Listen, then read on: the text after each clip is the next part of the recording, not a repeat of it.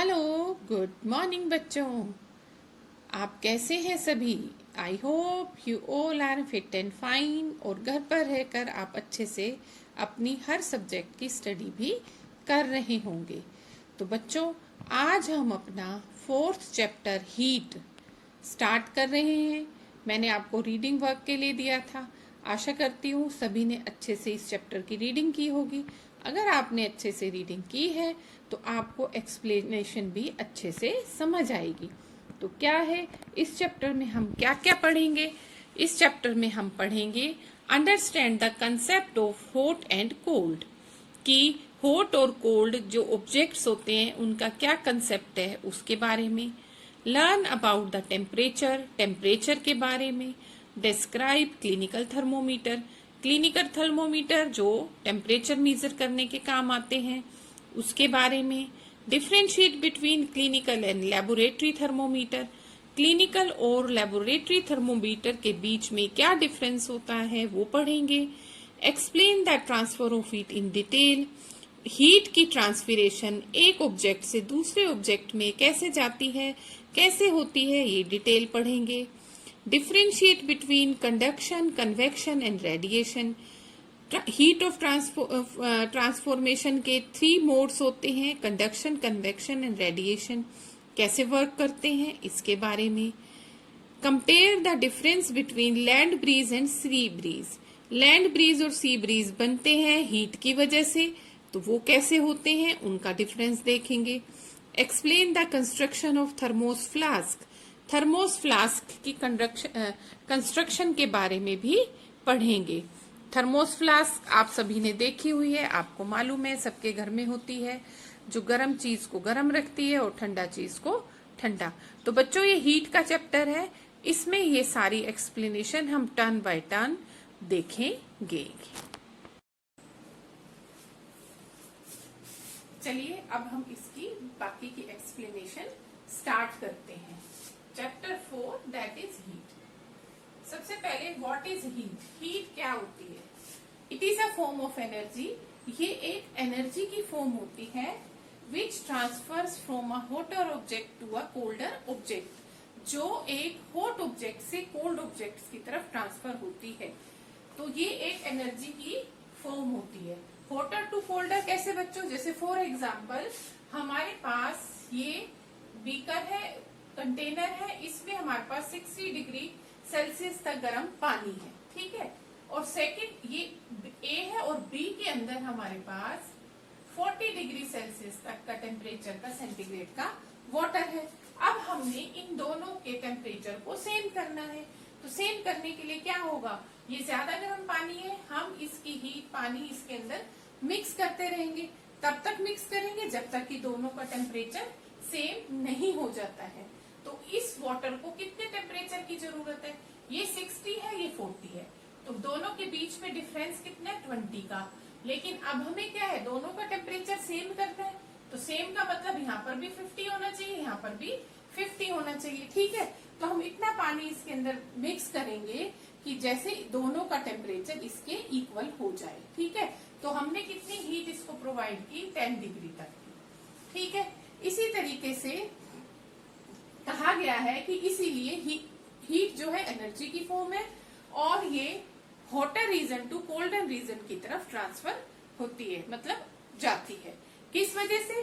क्योंकि जो जितनी भी हीट अप ऑब्जेक्ट्स होते हैं वो लाइट वेटेड हो जाते हैं। एयर जो है लाइट होने के बाद ही मूव करती है अधिक गति से, ठीक है। जैसे कि सन रेडिएशंस है, ठीक है, डायरेक्ट हम तक आती है। पृथ्वी के ऊपर सबसे ज्यादा हीट किससे मिलती है? सन से मिलती है। डायरेक्ट हम तक पहुंचती है, बीच में कोई मीडियम की जरूरत नहीं होती है। इस प्रोसेस को रेडिएशन कहते हैं, जो हम आगे देखेंगे। तो जो सन की हीट है सभी के लिए नेसेसरी है, डायरेक्टली इनडायरेक्टली सभी सन हीट के ऊपर डिपेंड करते हैं, इसीलिए इसको अल्टीमेट सोर्स ऑफ एनर्जी भी बोला गया है। तो सन की जो हीट एनर्जी है लाइट भी प्रोड्यूस करती है, हीट भी प्रोड्यूस करती है। उसी हीट से जो है प्लांट्स अपना खाना बनाते हैं, फ्यूल्स बर्न करते हैं, ठीक है। और इनडायरेक्ट वे में हम भी इसके ऊपर डिपेंड करते हैं।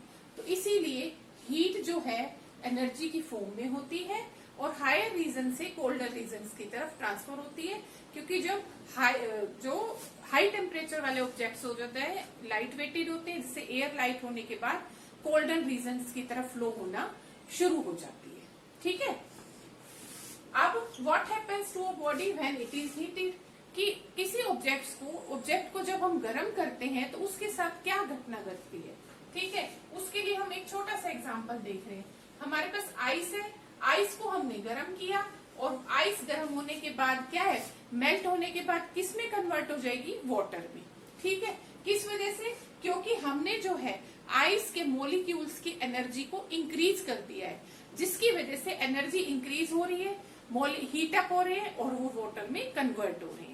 अब इसी तरीके से वाटर है, वाटर को जब हम गर्म करते हैं तो किस में कन्वर्ट होती है, स्टीम में कन्वर्ट होती है। सेम रीजन इसी तरीके से कि हमने वाटर के मॉलिक्यूल्स का जो टेम्परेचर है वो इंक्रीज कर दिया है, वो हीट को गेन कर रहे हैं। स्टार्टिंग में वो गर्म होते हैं, फिर बॉयल होते हैं और उसके बाद उनकी स्टीम बननी स्टार्ट हो जाती है। तो ये हीट एनर्जी के ऊपर डिपेंड करता है कि हम ऑब्जेक्ट को कितनी हीट प्रोवाइड कर रहे हैं। आपने खुद एक छोटा सा एग्जांपल है घर पे, आज कभी ना देखा हो तो वैसे तो सभी ने देखा हुआ है।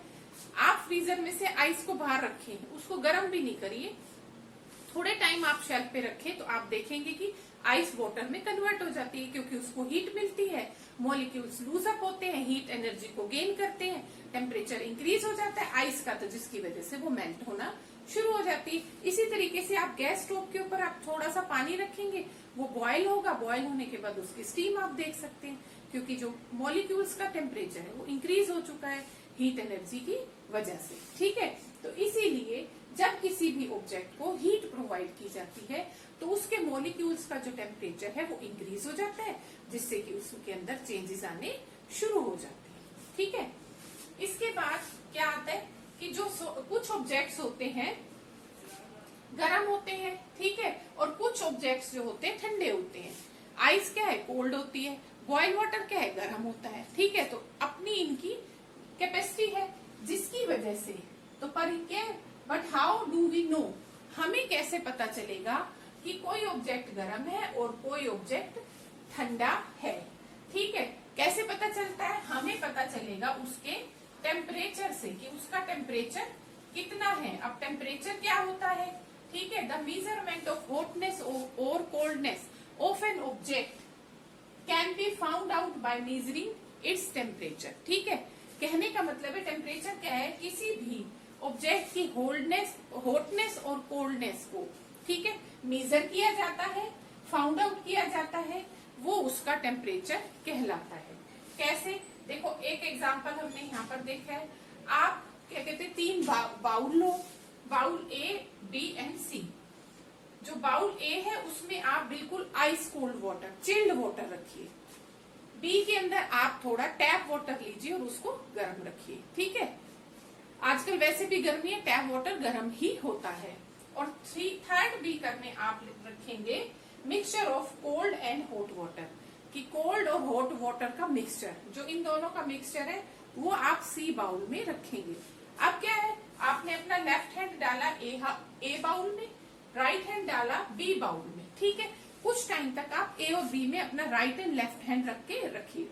और अब क्या करना है, कुछ समय के बाद आप दोनों हाथों को निकालेंगे और दोनों हाथों को आप सी वाले कंटेनर में डालेंगे। ठीक है, तो अब आपको तुरंत पता चलेगा जो आपका हाथ ठंडे चिल्ड वाटर में था वो पानी में डालते ही गर्म लगता है, और जो गर्म में था वो ठंडे में लगता है, तो उसका टेम्परेचर हमें ठंडा लगता है। ठीक है, तो इस तरीके से हम किसी भी ऑब्जेक्ट का टेम्परेचर मेजर कर सकते हैं कि कौन सी चीज गर्म है और कौन सी चीज ठंडी है। ठीक है, सिंपल सा एग्जांपल है, आपने पतीले में पानी लिया, जब तक आप गैस पे नहीं रखेंगे वो ठंडा है। ठीक है, जैसे ही गैस पे रखेंगे वो गर्म होना शुरू हो जाएगा। हम उसको टच भी नहीं कर सकते हैं क्योंकि उसकी हीट इंक्रीज हो चुकी है, बाउल भी, पानी भी गर्म हो चुका है, और तुरंत जैसे ही हम हाथ लगाएंगे तो अपना हम हाथ पीछे खींच लेंगे क्योंकि वो गर्म हो चुका होता है। तो किसी भी ऑब्जेक्ट की हॉटनेस और कोल्डनेस के थ्रू हम उसके टेम्परेचर को देख सकते हैं। इसके बाद आ जाता है मेजरिंग टेम्परेचर, कि टेम्परेचर को हम कैसे नाप सकते हैं, और टेम्परेचर है क्या, पहले वो अभी बात हो गई। Temperature of an object is defined as the degree of hotness और कोल्डनेस ऑफ एन ऑब्जेक्ट। किसी भी ऑब्जेक्ट की हॉटनेस और कोल्डनेस जो होती है वो उसका टेम्परेचर होता है। किसके द्वारा नापा जाता है? थर्मोमीटर के द्वारा। एक इंस्ट्रूमेंट होता है, ग्लास शेप का होता है, कांच का बना हुआ होता है, जिसके अंदर मरकरी होता है और वो हमें किसी भी ऑब्जेक्ट के टेम्परेचर को मेजर करने में हेल्प करता है। The instrument use to measure the temperature of a body known as a thermometer. कि ऐसा इंस्ट्रूमेंट जो किसी भी ऑब्जेक्ट के टेम्परेचर को मेजर करने में हेल्प करता है, हमें बताता है किस ऑब्जेक्ट का टेम्परेचर कितना है, उसको हम थर्मोमीटर कहते हैं। सिंपल थर्मोमीटर आपके घर में भी है, वो आपने देखे होंगे, जिससे आप अपना बॉडी का टेम्परेचर देखते हैं। यूनिट क्या है? डिग्री सेल्सियस और डिग्री सेंटीग्रेड। जो मोस्टली टेम्परेचर मेजर करने के लिए थर्मोमीटर यूज किए जाते हैं वो डिग्री सेल्सियस और डिग्री सेंटीग्रेड के होते हैं।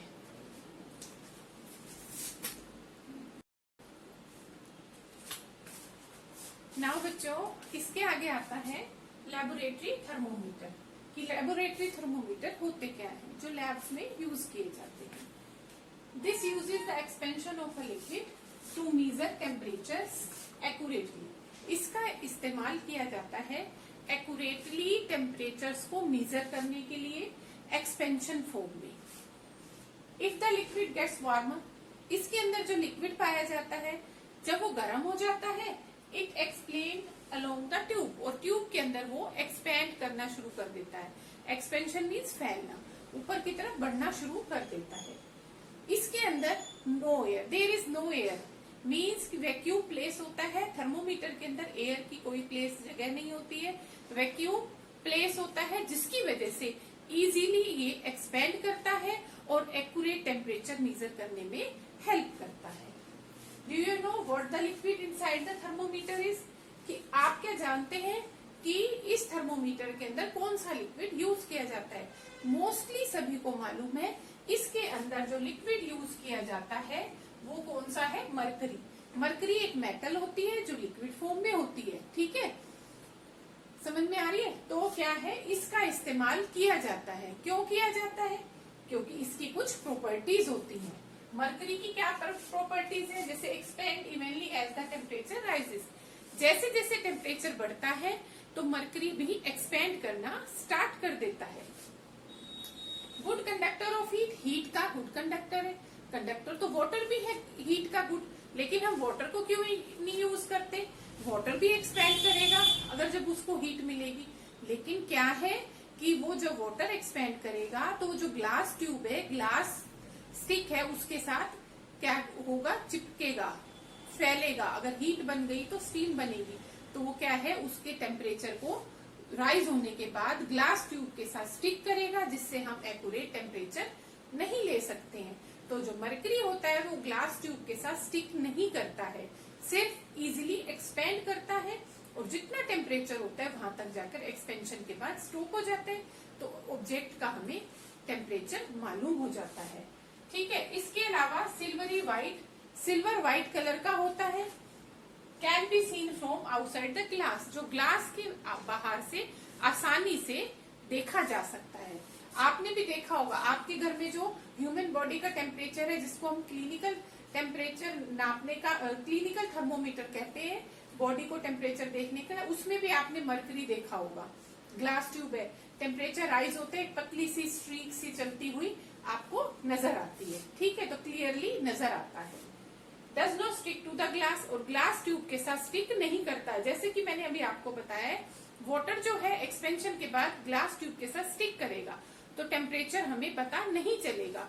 तो ये ग्लास ट्यूब के साथ स्टिक नहीं करता है, जिसकी वजह से टेम्परेचर आसानी से दिखता है एक्सपेंशन के बाद। तो ये इसकी प्रॉपर्टीज है जिसकी वजह से हम मरकरी को यूज करते हैं।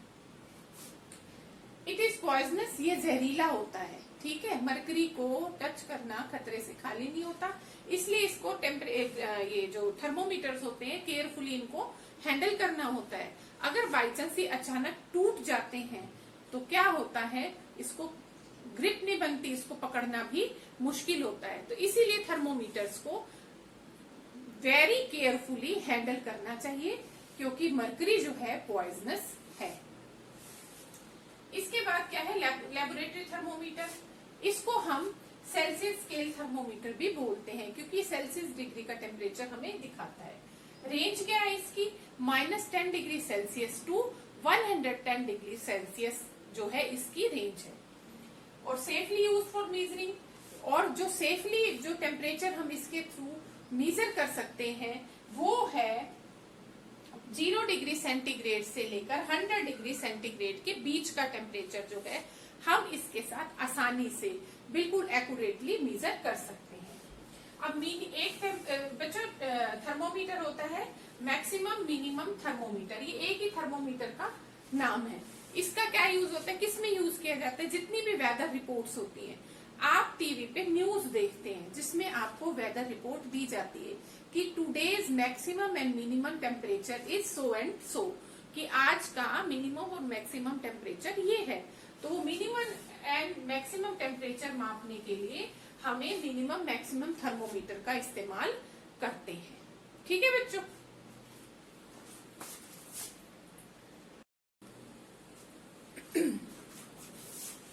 अब बच्चों प्रिकॉशंस की, प्रिकॉशंस मीन सावधानियां। आप जब किसी भी चीज को हैंडल करते हैं तो हमें उसकी कुछ सावधानियों के बारे में भी मालूम होना चाहिए। जैसे एक छोटा सा सिंपल सा एग्जांपल है, आप सभी को मालूम है, अगर आप कोई ग्लास की कांच की चीज हाथ में लेकर खड़े हैं तो आपकी मम्मी आपको कहते हैं ध्यान से, मैं भी बोलती हूँ अपने बच्चों को, बी केयरफुल, ध्यान रखना, अचानक छूट ना जाए और वो कांच की चीज टूट ना जाए, तो डर लगता है ना। तो इसी तरीके से थर्मोमीटर को यूज करते वक्त, लेबोरेटरी थर्मोमीटर को यूज करते वक्त कुछ प्रिकॉशंस लेनी होती है, कुछ सावधानियों का ध्यान रखना होता है, जिससे जो टेम्परेचर है हम आसानी से मेजर कर सकें। First should be kept upright, not tilted, means की बिल्कुल सीधा रखना चाहिए। लेबोरेटरी थर्मोमीटर जब हम किसी चीज ऑब्जेक्ट का मेजरमेंट कर रहे हैं तो बिल्कुल स्ट्रेट उस ऑब्जेक्ट के साथ रहना चाहिए। टिल्टेड मींस टेढ़ा मेढ़ा दाएं बाएं इस तरीके से नहीं होना चाहिए, बिल्कुल इस तरीके से स्ट्रेट रखना है उस कंटेनर के अंदर। Bulb should be surrounded from all sides of the substance. जो आगे बल्ब है, मान लो ये थर्मोमीटर इसी तरीके का होता है, ये इसका बल्ब है और ये स्ट्रेट कांच की ट्यूब होती है, ठीक है। जो ये बल्ब है ये बिल्कुल सब्सटेंस के बीचों बीच टच होना चाहिए चारों तरफ से। मान लो जो भी सब्सटेंस है उसके बीचों बीच रखना है और उस सब्सटेंस को के चारों तरफ से ये बिल्कुल आसानी से टच होना चाहिए, कंटेनर के साथ नहीं, सब्सटेंस के साथ टच होना चाहिए इस तरीके से। Bulb should be not touch the sides of container, वही बात आ गई, कंटेनर की साइड्स के साथ बल्ब टच नहीं होना चाहिए। Read the temperature while bulb is still in touch with the substance, और तभी हमें टेम्परेचर नोट करना है जब वो थर्मोमीटर का जो बल्ब है वो कंटेनर के अंदर जो सब्सटेंस है उससे बिल्कुल टच हो रहा है, बिल्कुल मतलब सटीक उसके साथ लगा हुआ है, तभी एक्यूरेट टेम्परेचर आएगा, तभी हमें नोट करना चाहिए। Read the thermometer by keeping the level of mercury along the line of right. जो मर्क्यूरी का जो लेवल है वो बिल्कुल स्ट्रेट लाइन सीधी सीधी जाती है, ठीक है, और वो जहां से स्टार्ट हुई है और जिस लेवल पर जाकर रुक गई है, ठीक है बच्चों, तो उस लेवल पर जाकर बिल्कुल स्ट्रेट हमें सीधा टेम्परेचर देखना चाहिए, टेढ़ा मेढ़ा करके नहीं तो वो हमें गलत नजर आएगा। थर्मोमीटर में रीडिंग लेते वक्त बिल्कुल स्ट्रेट जहां तक मर्क्यूरी की लाइन गई है उसको हमने देखना है, तो इट मीन्स उस सब्सटेंस का जो टेम्परेचर है वो उतना है जितना वो एक्सपेंड करके गया हुआ है, ठीक है। तो बच्चों ये कुछ सावधानियां हैं जो हमें लेबोरेटरी थर्मोमीटर को यूज करते वक्त ध्यान में रखनी होती है। बच्चों देखिए ये आपको लेबोरेटरी थर्मोमीटर का डायग्राम दिया हुआ है, तो अब हम इस डायग्राम को देखकर समझते हैं। लेबोरेटरी थर्मोमीटर आप पढ़ चुके हैं, हम इसको किस में यूज करते हैं, हम लेबोरेटरी थर्मोमीटर का इस्तेमाल लेबोरेटरी में करते हैं टेम्परेचर की रीडिंग लेने के लिए। This is a liquid in glass thermometer. इसके अंदर एक कांच की ट्यूब, ये पूरी आप देख रहे हैं, इसके अंदर एक लिक्विड होता है जिसको हम मर्क्यूरी कहते हैं। जब हम इसका इस्तेमाल करते हैं जो मर्क्यूरी है लिक्विड फॉर्म में वो एक्सपैंड होता है और टेम्परेचर को मेजर करने में हेल्प करता है, जैसे कि आपको डायग्राम में दिखाया हुआ है। जब हम किसी भी ऑब्जेक्ट का मेजर कर रहे हैं तो इस ग्लास ट्यूब को हम उसके अंदर रखते हैं तो क्या होता है, लिक्विड धीरे धीरे टेम्परेचर गेन करता है, गर्म होता है और यह एक्सपेंड करता है ट्यूब के अंदर, ठीक है। और इसके अंदर वैक्यूम नहीं होती। वैक्यूम प्लेस कौन सा होता है, जहां पर एयर का नामो निशान नहीं होता, the place where there is no air. तो इस ग्लास ट्यूब के अंदर भी वैक्यूम नहीं होती है, जिसकी वजह से ये जो लिक्विड है इजीली मूव करता है, इजीली टेम्परेचर दिखाने में हमारी हेल्प करता है। तो ये है ग्लास ट्यूब कंटेनिंग मरकरी, ये मरकरी है, टेम्परेचर रीडिंग है, वैक्यूम है और glass tube having thin bore. ये ग्लास ट्यूब है और इसके ऊपर ये लगा हुआ है, ठीक है। अब आप देख रहे हैं ये बल्ब है, बल्ब को हम रखते हैं ऑब्जेक्ट के अंदर। धीरे धीरे जब इसने टेम्परेचर गेन किया तो मरकरी ने राइज करना शुरू कर दिया और यहाँ पर जाकर ये रुक जाता है। अब आप ये देखें कि कौन सा टेम्परेचर दिखा रहा है, ये 0 से शुरू हुआ था, 10, 20 और ये 30 डिग्री सेल्सियस पे जाके रुक गया है। तो इट मीन्स इसको जिस भी ऑब्जेक्ट में रखा था उसका टेम्परेचर 30 डिग्री सेल्सियस है। तो इस तरीके से लेबोरेटरी थर्मोमीटर के थ्रू हम टेम्परेचर को मेजर कर सकते हैं। बच्चों ये एक्टिविटी हम देखते हैं, इसके थ्रू हम समझते हैं measuring temperature using laboratory thermometer, कि लेबोरेटरी थर्मोमीटर का इस्तेमाल करके हम किस तरीके से टेम्परेचर को मेजर कर सकते हैं। Arrangement for measuring temperature of water using a laboratory thermometer, ये पूरा अरेंजमेंट दिखाया हुआ है कि किस तरीके से अरेंज करके चीज़ों को हम देख सकते हैं। फर्स्ट है take some water in a beaker, ये जो बीकर दिखाई दे रहा है इसमें आप कुछ पानी लें। Fix the thermometer in a clamp stand, ये क्लैंप स्टैंड नजर आ रहा है आपको, इसकी सहायता से थर्मोमीटर को फिक्स करिए। Look at the markings of thermometer, that is note the minimum and maximum temperature of the thermometer scale, जो मार्किंग है इस स्केल की उसको ध्यान से देखिए, जो हमें मिनिमम और मैक्सिमम टेम्परेचर को नोट करने में हेल्प करेगा। Dip the bulb of the thermometer in water kept in the beaker, और जो बीकर के अंदर लिक्विड दिया हुआ है पानी, उसके अंदर इस बल्ब को डिप करें। Ensure that the bulb does not touch the wall of the beaker, इस तरीके से जैसे आपको नजर आ रहा है, ध्यान रखें कि जो बल्ब है वो बीकर की वॉल के साथ टच ना करे। अब note the reading of thermometer when mercury threads become steady, जो थर्मोमीटर है धीरे धीरे जो बढ़ता है, मतलब उसकी रीडिंग को हम देखेंगे। Remember that you should read the thermometer keeping the level of mercury along the line of site, और ये याद रहे कि जब आप मर्करी के लेवल को थर्मोमीटर के अंदर देख रहे हैं तो वो जो लाइन है उसकी तरफ आपकी ध्यान होनी चाहिए। Now heat the water with the help of burner, अब ये बर्नर है, बर्नर की सहायता से पानी को गर्म करना शुरू कीजिए। Observe the mercury thread of the thermometer while heating it is rising, और मर्करी थर्मोमीटर का जो थर्मोमीटर में जो टेम्परेचर है वो धीरे धीरे बढ़ना शुरू करता है, मर्करी बढ़ रहा है। क्या ये आपको लग रहा है? When the mercury thread reaches near 60 degree centigrade Celsius stop heating, और जब जो मर्करी थ्रेड है 60 डिग्री लेवल तक पहुंचता है तो वो बंद हो जाता है बढ़ना। Observe the mercury thread about 10 minutes, 10 minute तक उसके थ्रेड को देखते रहिए। व्हाट डू यू फाइंड, आपको क्या पता चलता है? Do you any change the reading of thermometer, क्या आप थर्मोमीटर में कोई रीडिंग चेंज करते हैं? नहीं, हम कोई रीडिंग चेंज नहीं कर रहे देख रहे हैं, क्योंकि उस वक्त जो वाटर का टेम्परेचर था 60 डिग्री सेल्सियस था, तो इसलिए वो वहां पर जाकर रुक जाता है, ठीक है। उसके बाद क्या है कि वो, इसका मतलब पानी का टेम्परेचर मैक्सिमम कितना है, 60 डिग्री। क्या आपको लग रहा है कि ये जो थर्मोमीटर की रीडिंग है 10 मिनट के बाद गिर रही है? हाँ, 10 मिनट तक एज इट इज रहता है, लेकिन फिर धीरे धीरे जो मर्करी का लेवल है डाउन होना शुरू हो जाता है। क्यों शुरू हो जाता है बच्चों?